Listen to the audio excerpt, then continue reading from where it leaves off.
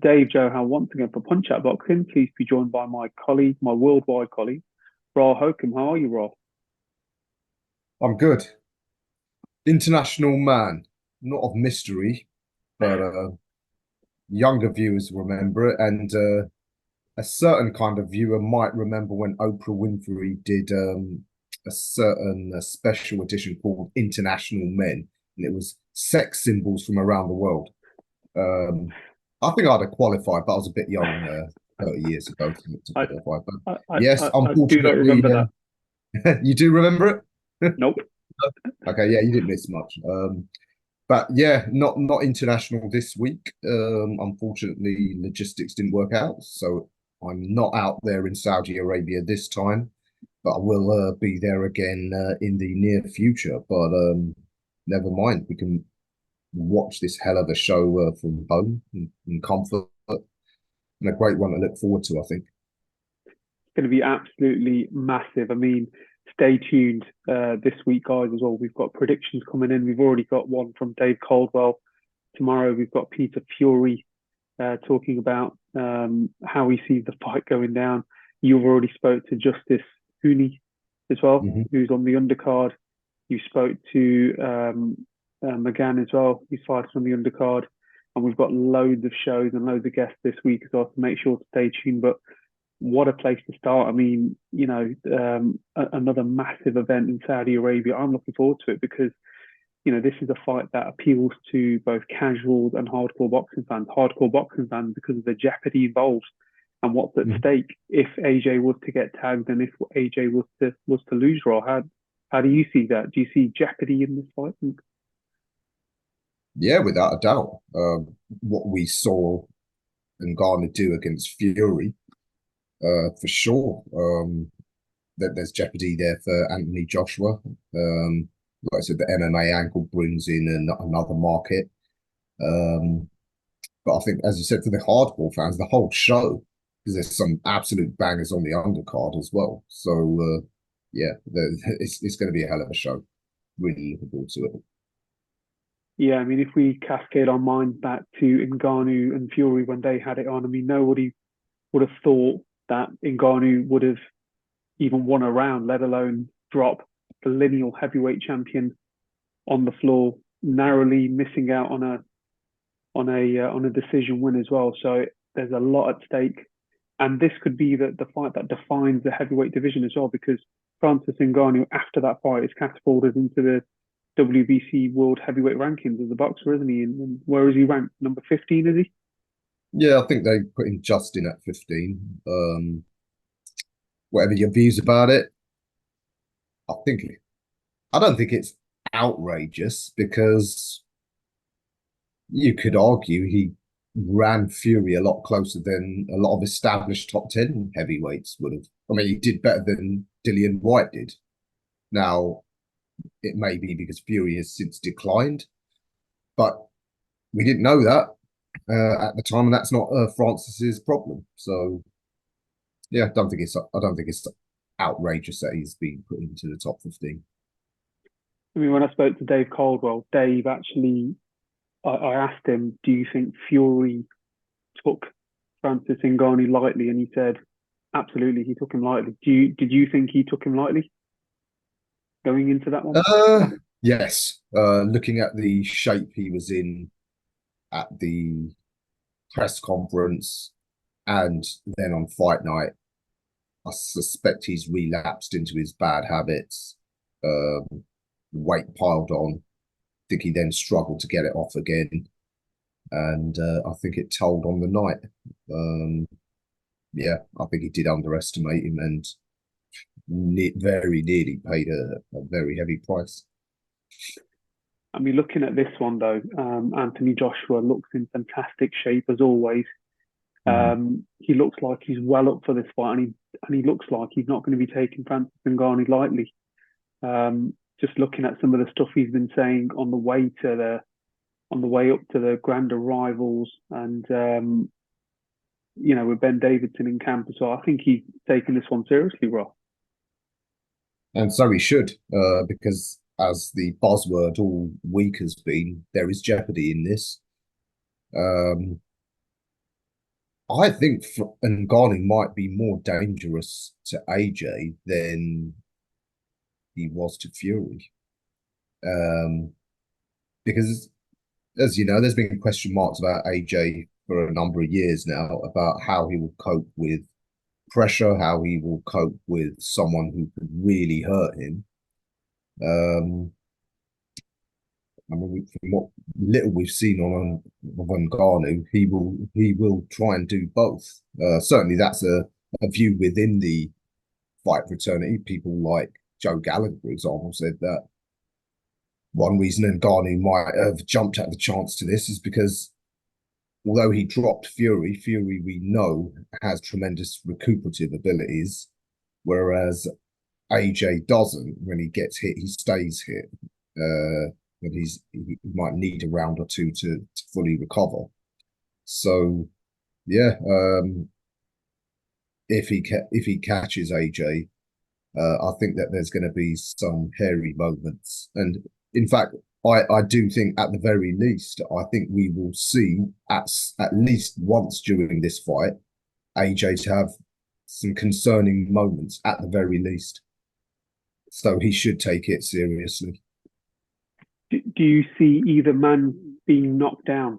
I mean, that's a question that I've been asked as well, and I've been trying to assess it. I mean, looking at the body shape as well, Francis Ngannou, he looks like an even bigger Carlos Takam, and Carlos Takam when he fought AJ was a big frame. He was a big unit.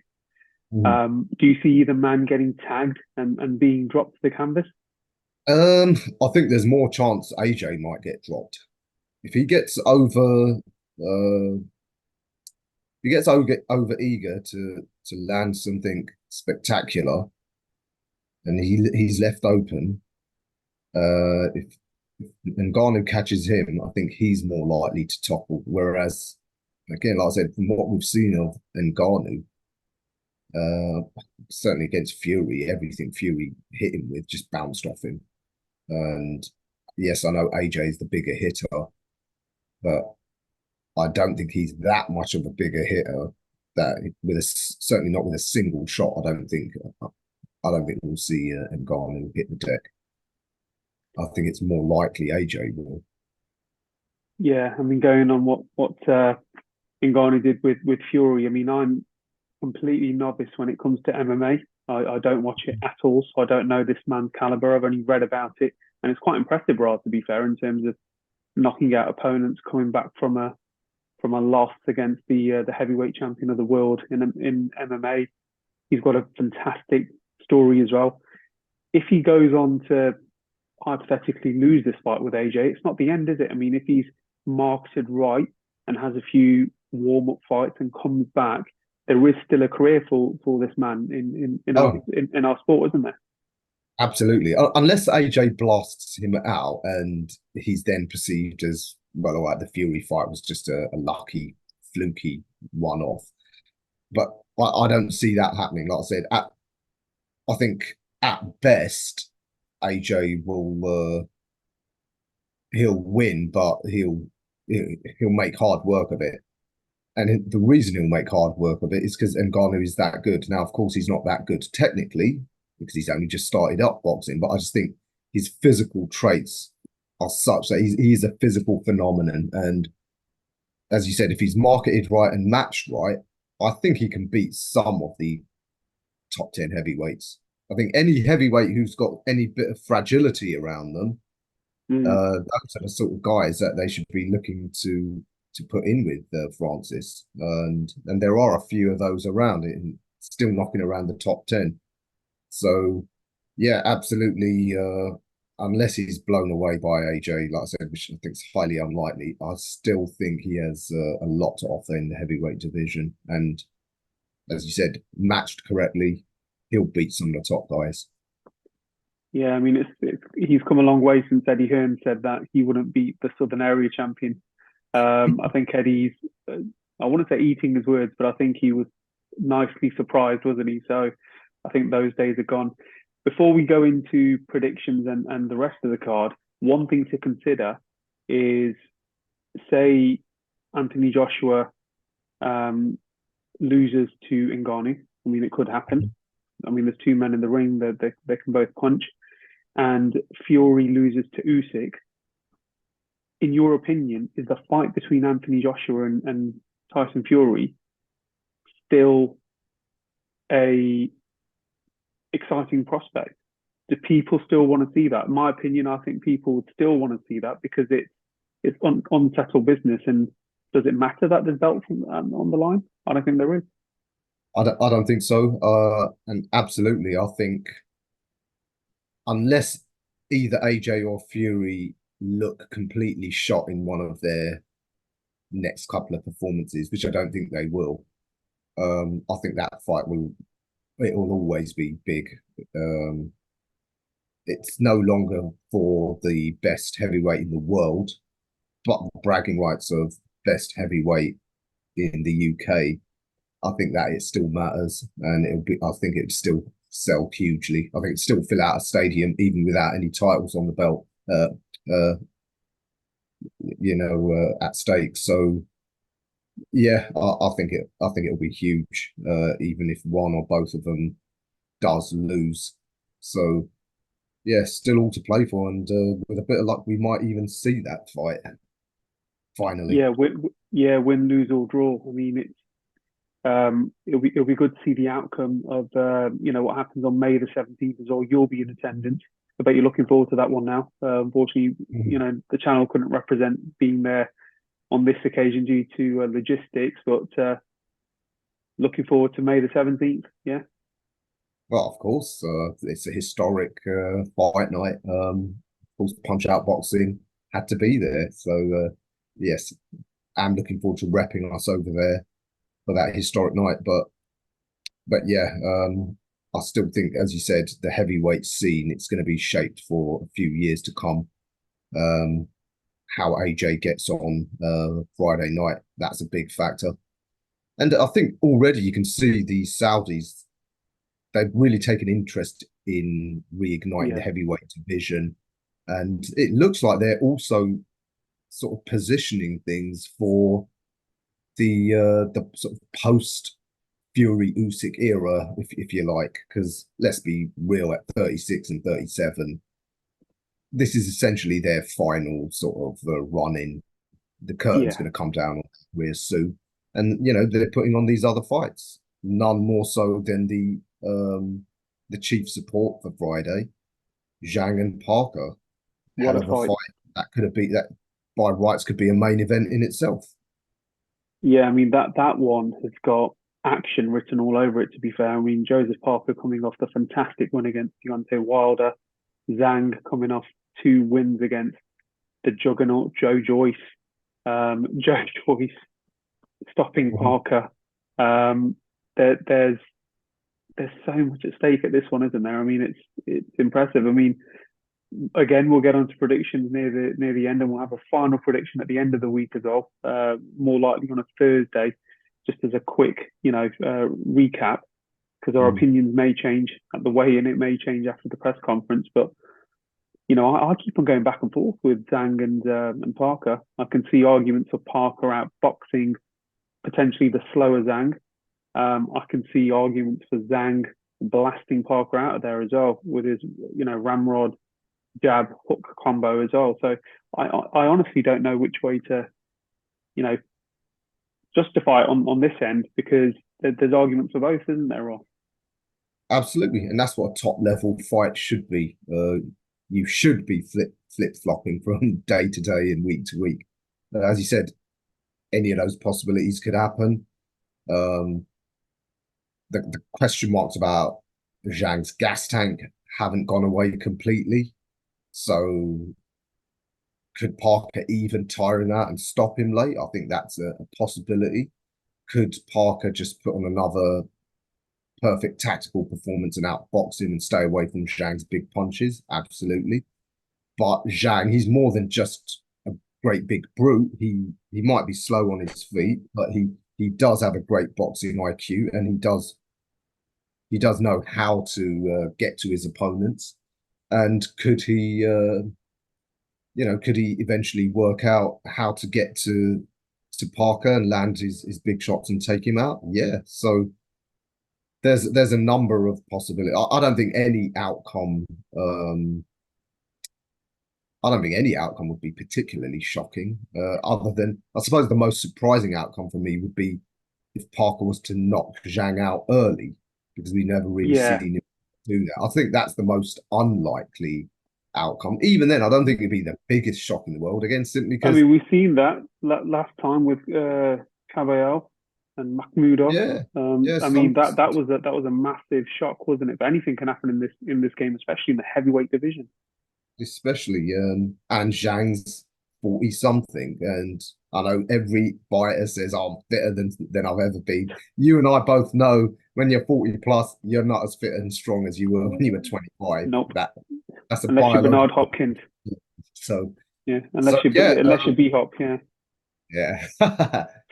But yeah, so that's why it's such a great fight. And again, the winner of that will be well in line to pick up one of the pieces in the post undisputed era. That's probably going to be we're going to see towards the end of the year. are you looking forward to um, Ray Vargas versus Nick Ball as well? I mean, that's a Oh, fantastic fight, isn't it? Again, that could have been a main event all by itself here in absolutely, the UK. That could absolutely. have sold. Hang on. Yeah, And you got to say kudos to Uncle Frank, worked his magic again. The timing for Nick Ball's perfect. I mean, he's got momentum. He's had the right step ups, fight by fight. Momentum's with him. He's young. He's hard hitting. He's super confident. Vargas is brilliant. He is a considerable step up, but he's 35. You know, he's only fought twice in the last 2 years. He hasn't fought at featherweight in 2 years. Obviously, last year he tried moving up to super featherweight, fought O'Shaquie Foster, and now he's got to boil back down to featherweight at that age. Is that going to take a little bit more out of him? So great work by Frank getting Nick Ball in ahead of Figueroa, who was the yeah, mentor of the first mandatory. So and I would say at this point Figueroa's the harder fight. So yeah, kudos to Uncle Frank. I mean, it's by no means a shoo-in that Ball's going to win this. Like I said, Vargas, yes, he's a veteran, but and he's relatively inactive. But these last couple of fights, there's nothing to suggest he's anywhere near to being shot. He might be somewhat in decline, as he will be at 35, but he's still an exceptional boxer, very high level, and knows how to win at the highest level. And I'm sure he's had plenty of experience of coming up against young, aggressive, hard punching kids and knows how to deal with them. So it's again a very close to 50-50 fight. yeah. And let's not forget as well the one loss that he did have was after such a long time being, at the top of his game. And I don't read too much into that one loss, to be fair, because he Yeah. was 35-0 before he Yeah. fought Foster and he came undone. But again, two-weight um, world champion at that as well. So, hats off to him as well. If he beat, this is the perfect timing, in my opinion, for Nick Ball to take this fight. Um, and if he wins, the UK has got another champion on our hands, and the door is open to even more fights as well, which is absolutely brilliant. Another fight I'm looking forward to as well is Justice Hooney. You spoke to him today. How was he? Was he in good spirits? Yeah, super good spirits.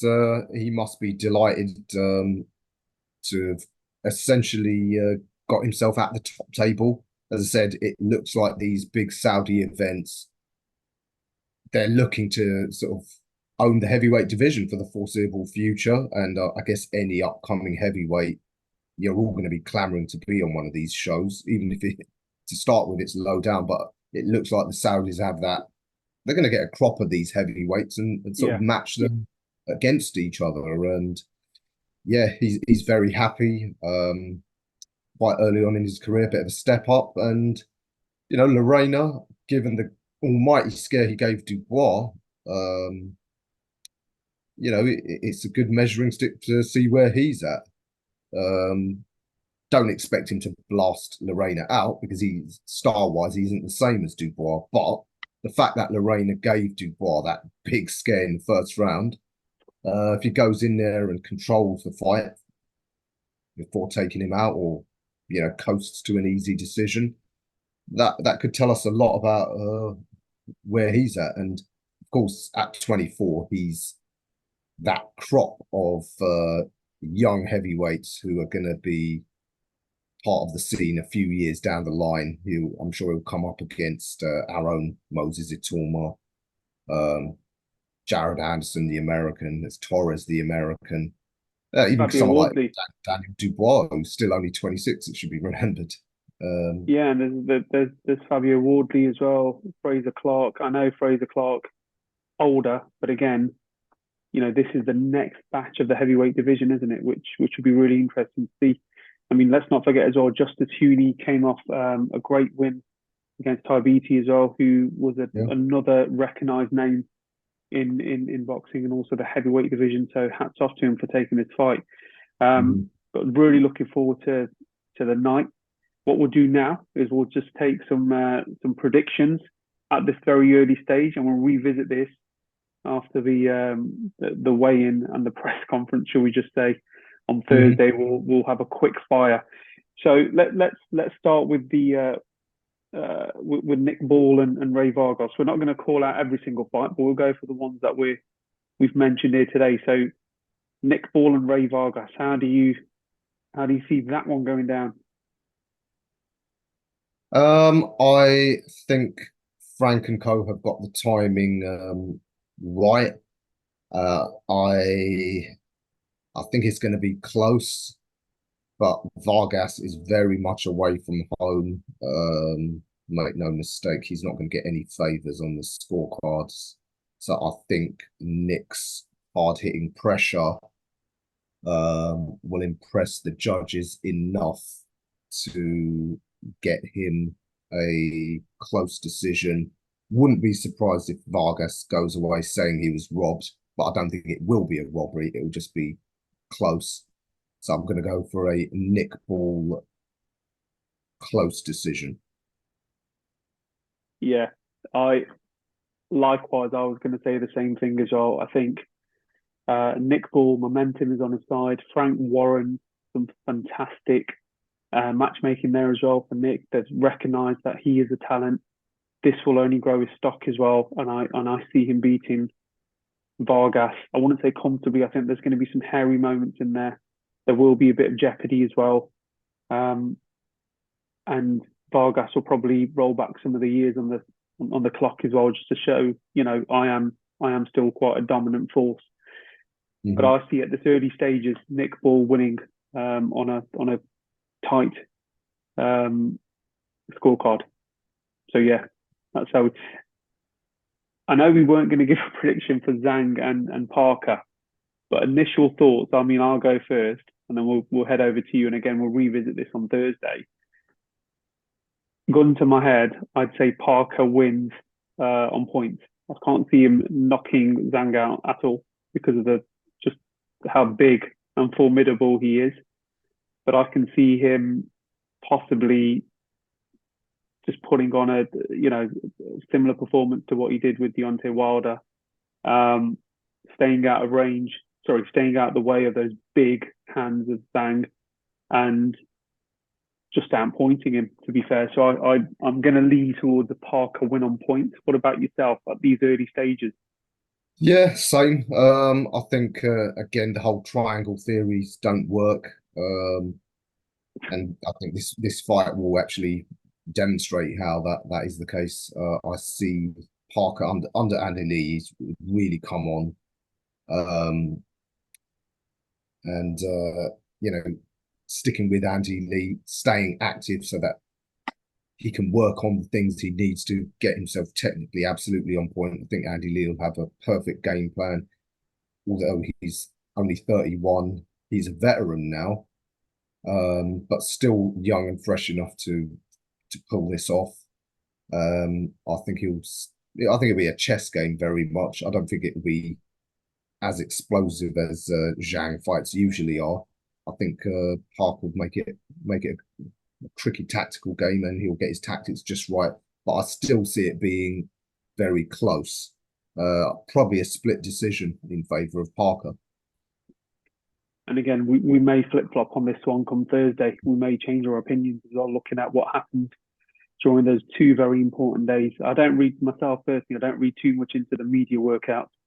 I look more at the press conference and also the weigh-in as well, just for the final prediction. And then going on to Justice Hooney against Lemaire. What do you think? Yeah, Lorena's not particularly old. After the Dubois fight, he had a good win, I think, against Mary. I think he was going for the Bridgerweight title, but he's been enticed back into the heavyweight ranks. But Hooney, I think he really is the real deal. A lot of people who followed him since the amateur say he really is a skilled practitioner, and I see him again, like I said, not blasting Lorena out because that he ain't a puncher like that. But I see him.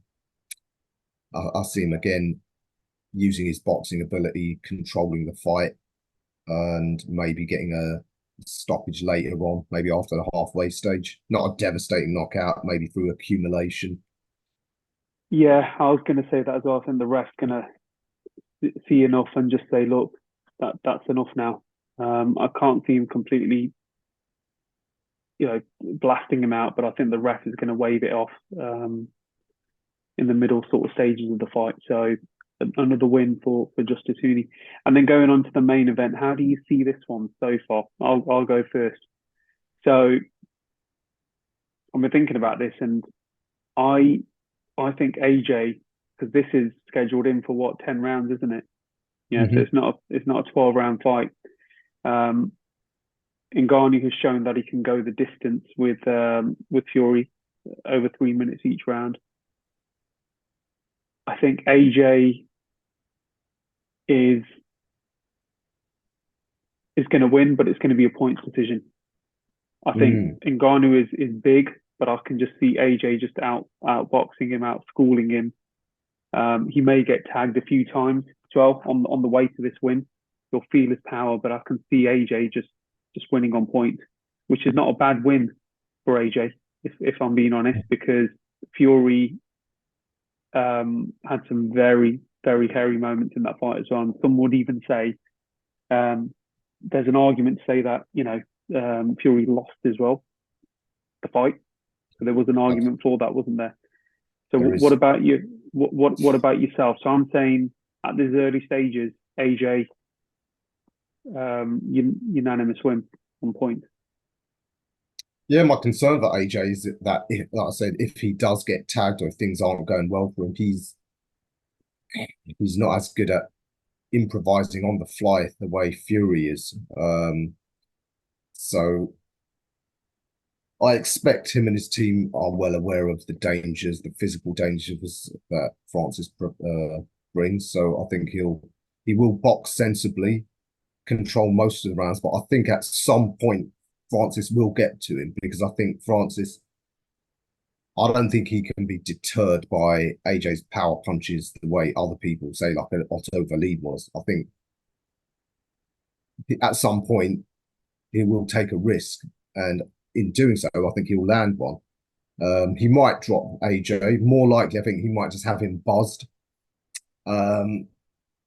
Maybe the AJ of a few years ago, when he was at his lowest ebb, might have got in serious trouble. But I think this new, mature AJ, I think he's now seasoned, so that when he does get buzzed, he will know how to ride it out, and Francis won't have enough know-how to sort of get him really in trouble. And I think AJ will, maybe after a hairy round or two, reassert control. And then I think maybe towards the end, through accumulation, he might be able to force a stoppage.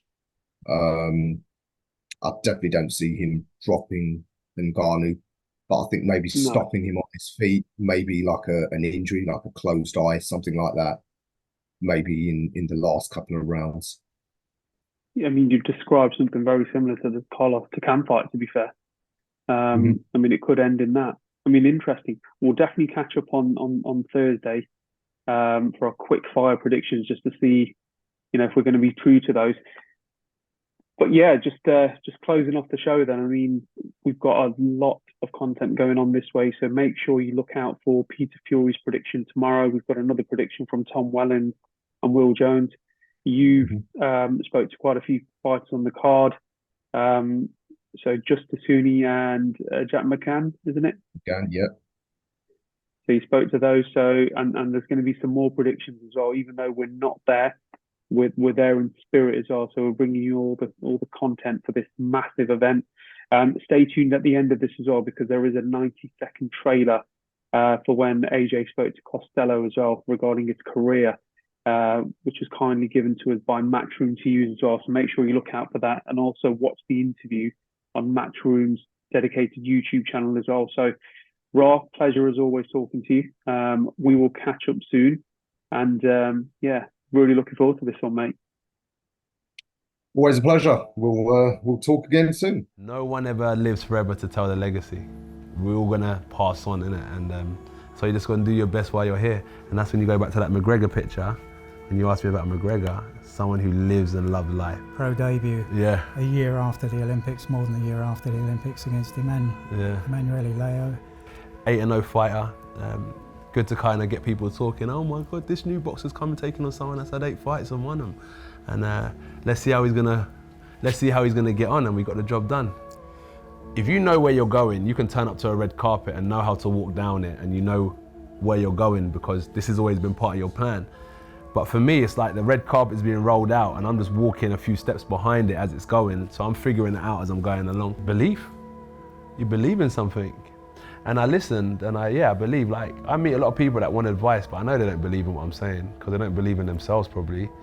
I believe in Ben, and so what he's saying is just clicking, do you know what I mean?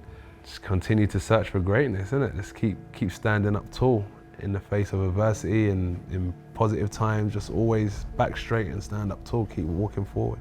There's nothing bigger in sport than winning a trophy, and in my sport is winning a belt, a heavyweight championship belt, man. That's massive. So, and the thing is like, that's why I go back to that picture before, is like perseverance, like keep on pushing, keep on searching. That's why we're going for the 3rd time. It's like, how good can I be?